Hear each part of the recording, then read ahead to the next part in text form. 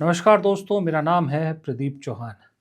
बात समझनी है तो पूरी सुननी होगी।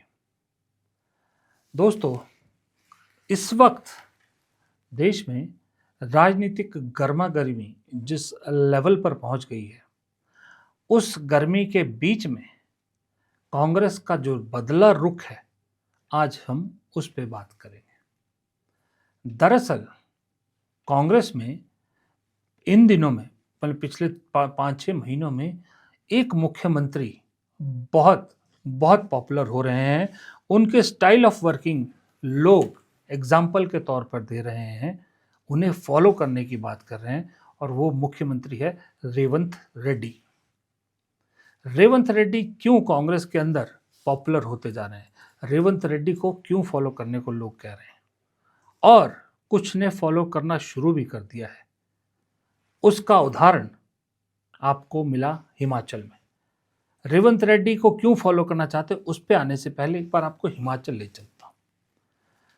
एआई समिट में यूथ कांग्रेस के लोगों ने जो प्रदर्शन किया, उसके तार जुड़े पहले हिमाचल सदन दिल्ली से, फिर हिमाचल प्रदेश के शिमला शहर से या जिला शिमला से।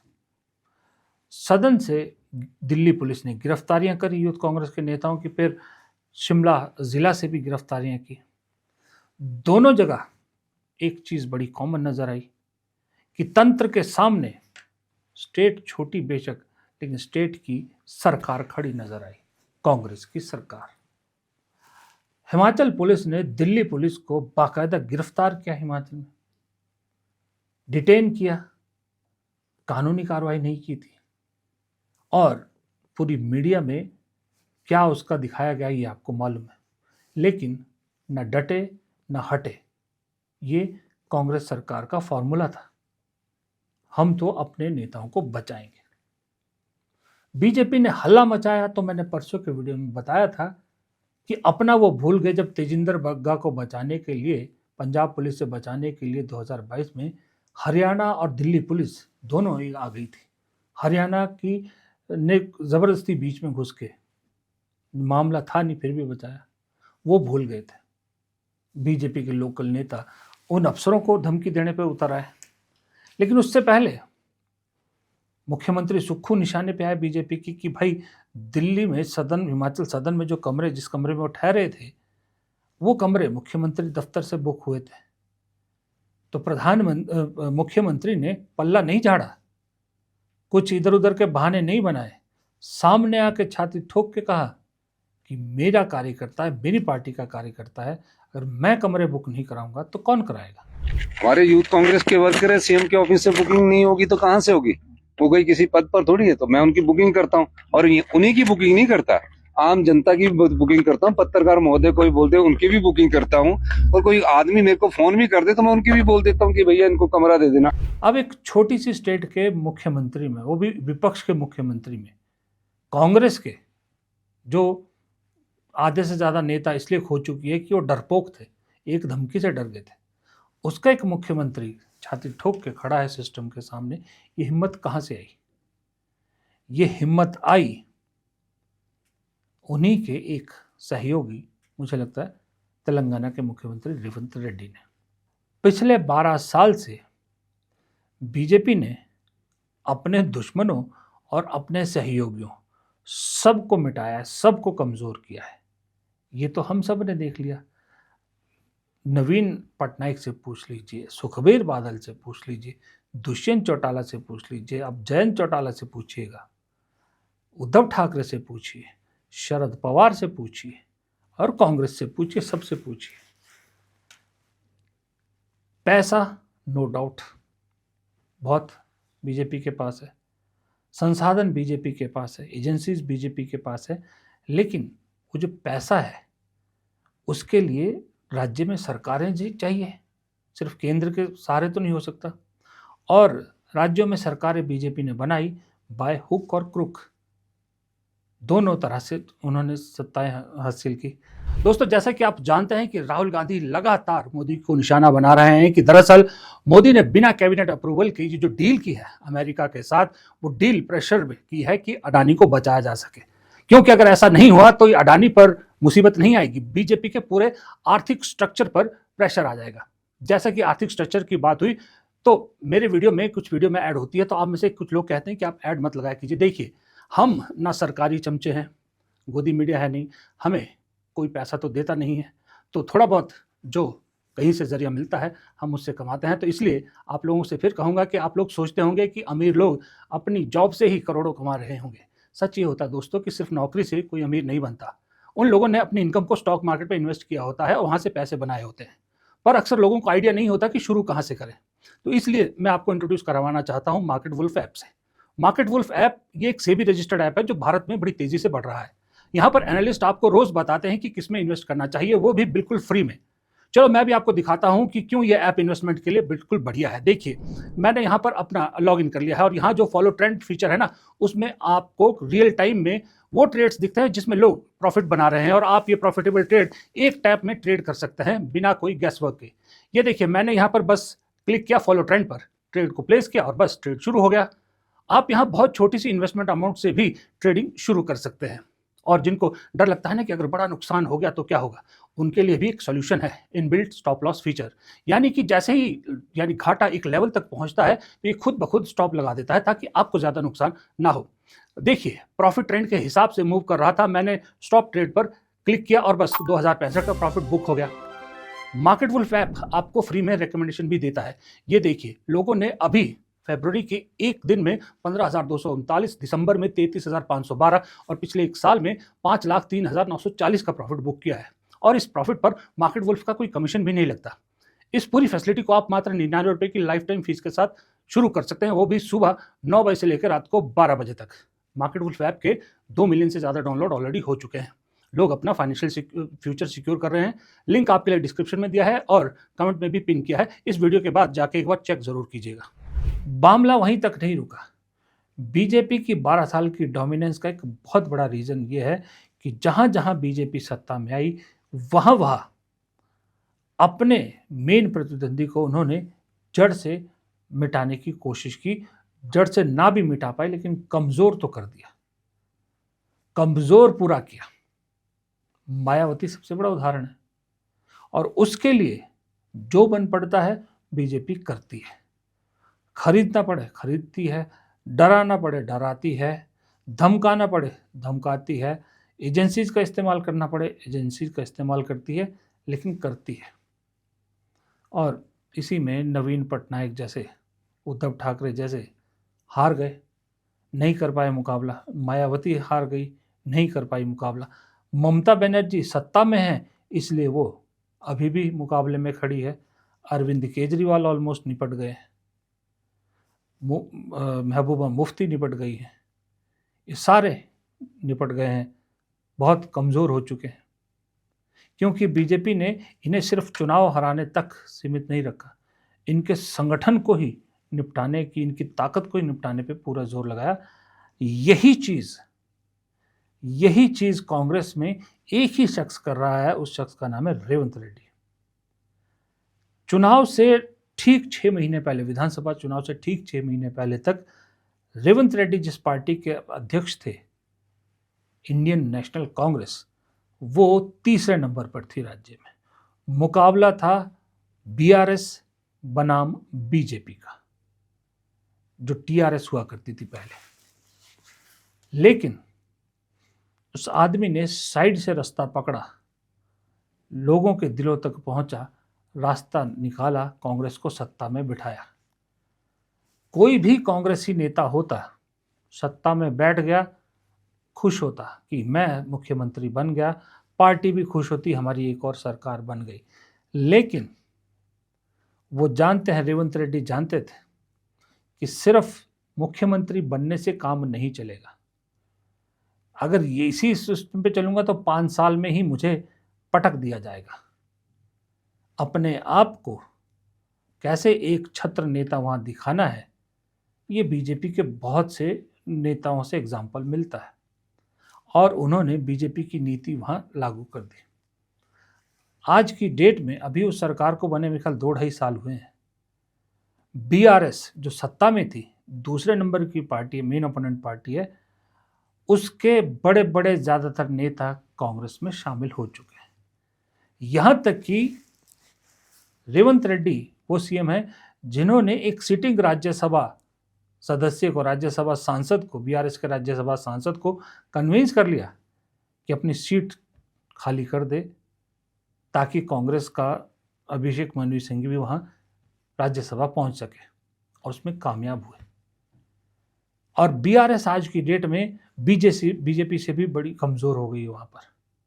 और ऐसा नहीं कि उन्होंने बीजेपी को छोड़ दिया, बीजेपी को भी उसी मुकाबले में उतना ही कमजोर कर रहे हैं। इसलिए आज अभी से 3 साल भी पूरे नहीं हुए, अभी से कहा जा रहा है कि रेवंत रेड्डी अगले भी मुख्यमंत्री होने वाले हैं। कांग्रेस की सरकार तेलंगाना में रिपीट होगी। साथ ही उन्होंने एक फार्मूला और अपनाया कि दबाव, या जिसको कहते हैं ना पूरी तरह से दमन करने या किसी को फिनिश करने का तो है ही है, साथ में यह कि जो करो उसका तमाशा उससे बड़ा करो, दिखाओ लोगों को।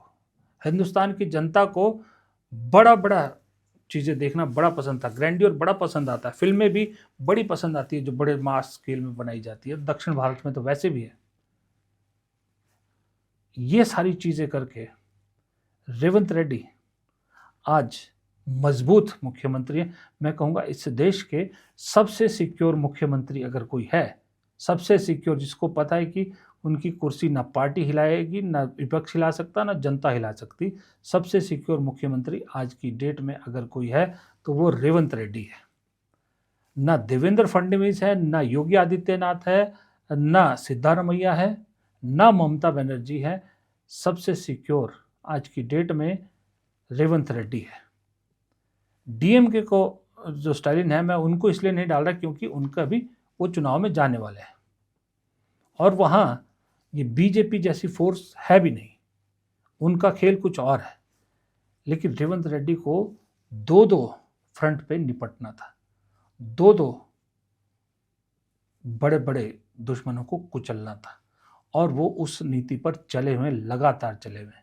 और एक और स्ट्रैटेजी उनकी मुझे बहुत सही लगती है कि उन्हें मालूम है प्रदेश में वो आपने ओवैसी हैं, असदुद्दीन ओवैसी, वो प्रदेश में कांग्रेस के खिलाफ खड़े होंगे, जाहिर सी बात है। लेकिन अगर उनके खिलाफ कुछ इसी तरह का किया जाएगा तो ओवैसी वो नेता हैं जो पूरे देश में एक मैसेज फैला देंगे कि मुसलमानों का दमन करती है कांग्रेस। इस चीज का पूरा ध्यान रखा। ओवैसी को प्यार प्यार में अपने साथ लेके चलते हैं। ओवैसी के साथ उनका जो रिश्ता है वो मीठा ही मीठा है, खट्टा मीठा भी नहीं है, मीठा ही मीठा है।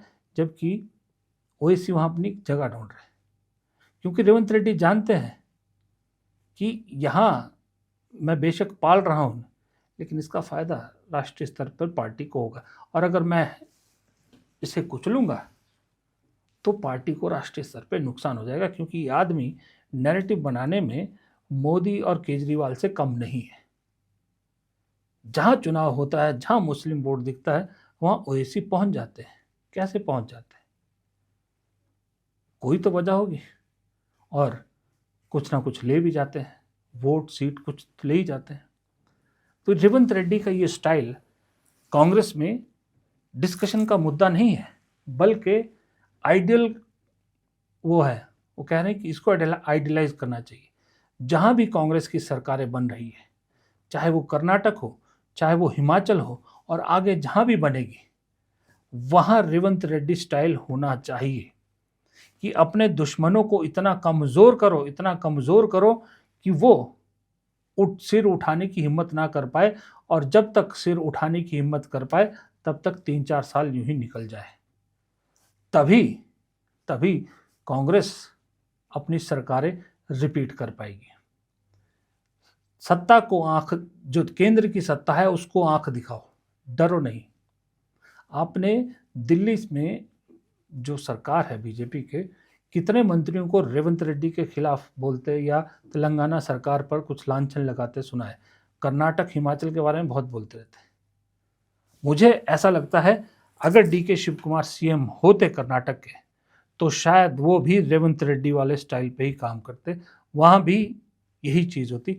लेकिन सिद्धारमैया पुरानी क्लास के नेता हैं जो अभी भी इस रंजिश की राजनीति से शायद अपने आप को दूर रखते हैं, इस दमनकारी राजनीति से दूर रखते हैं। जिस दिन डी के शिव कुमार कर्नाटक के मुख्यमंत्री बन गए, आपको वहां भी तेलंगाना वाली झलक दिखेगी। तब जब वैसे भी इस सरकार की छवि है और राहुल गांधी खुद कहते हैं कि ये हवा हवाई है, जब इनसे कोई डरता है तो उसे और डराते हैं, लेकिन जब कोई इनके सामने जम के खड़ा हो जाता है तो ये खुद अपने कदम पीछे हटा लेते हैं। इसीलिए मुझे लगता है कि ना ये स्टालिन का कुछ बिगाड़ पाए, ना रेवंत रेड्डी का कुछ बिगाड़ पा रहे, ना डी के शिव कुमार का कुछ बिगाड़ पाए। जो कमज़ोर पड़े, जिनकी कुछ वो दिखी, डर दिखा जहाँ पर, वहाँ हाल अरविंद केजरीवाल जैसा हुआ। तो इसलिए रेवंत रेड्डी कांग्रेस के अंदर पॉपुलर हो रहे हैं, उनके स्टाइल ऑफ फंक्शनिंग पॉपुलर हो, स्टाइल ऑफ फंक्शनिंग भी नहीं कहूँगा, स्टाइल ऑफ पॉलिटिक्स बहुत रास कांग्रेस को आ रही, नेताओं को पसंद आ रही है, और मुझे लगता है कांग्रेस को रास भी आएगी। उनकी स्टाइल ऑफ पॉलिटिक्स को कांग्रेस को अपनाना चाहिए। जो भी कहीं सीएम की कुर्सी पर बैठेगा, केरल में बैठना अभी लगभग तय माना जा रहा है, पर चुनाव का कोई भरोसा नहीं है। वहां पर बीजेपी अभी से लेफ्ट को काट कर जगह अपनी बनाने की कोशिश कर रही है। वहां जो भी कुर्सी पे बैठे, 1 महीने के लिए, उससे पहले या 1 हफ्ते के लिए रेवंत रेड्डी के पास ट्रेनिंग के लिए जरूर भेज दें। अगर असम में कांग्रेस जीतती है, गौरव गोगोई की तो मस्ट ट्रेनिंग होनी चाहिए, मस्ट। रेवंत रेड्डी को कहना है कि गौरव गोगोई को तो मस्ट ट्रेन करो, क्योंकि वहां जो शख्स है जिसका नाम हिमंता बिस्वा शर्मा है, वो कोई छोटा मोटा नहीं है, बहुत खतरनाक बूटी है, उससे निपटना इतना आसान नहीं होगा। तो इसलिए मुझे लगता है रेवंत रेड्डी का जो पॉपुलर स्टाइल है कांग्रेस में, जो हो रहा है स्टाइल ऑफ पॉलिटिक्स, वो स्टाइल ऑफ पॉलिटिक्स कांग्रेस को चाहिए भी, और कांग्रेस को उसी को मतलब, देखिए शराफत की पॉलिटिक्स बहुत होगी। जब आपके सबसे बड़ा आइकन नेहरू और गांधी को नहीं छोड़ा जा रहा, तो आपको छोड़ दिया जाएगा, ये तो आप भूल जाइए। इसलिए बेटर है जिस भाषा में वहाँ से पॉलिटिक्स हो रही है, आप भी उसी भाषा में कीजिए। जाते जाते फिर आपको याद दिला दूं कि मार्केट वुल्फ ऐप के अब तक 2 मिलियन से ज़्यादा डाउनलोड ऑलरेडी हो चुके हैं। लिंक मेन कमेंट में पिन किया हुआ है, जाइए चेक कीजिए और अपना सफ़र शुरू कीजिए। और मुझे इजाज़त दीजिए, अगर वीडियो पसंद आया हो तो वीडियो को लाइक करना मत भूलिएगा। वीडियो को लाइक करते हुए जाइएगा, दोस्तों के साथ शेयर कीजिएगा। कमेंट बॉक्स में आपकी राय हमेशा की तरह बहुत इम्पॉर्टेंट है, बहुत इम्पॉर्टेंट है। और प्लीज़ 70% लोग जो देख रहे हैं चैनल को सब्सक्राइब नहीं करते हैं, प्लीज़ चैनल को सब्सक्राइब कर लीजिए। बेशक आप नोटिफिकेशन मत ऑन कीजिए, लोग कहते हैं नोटिफिकेशन ऑन कीजिए, मैं कहता हूँ नहीं कीजिए। मैं रोज़ आपको 6 से 7 के बीच मिलूंगा, बस सब्सक्राइबर का बटन तो दबा दीजिए एक बार। नमस्कार।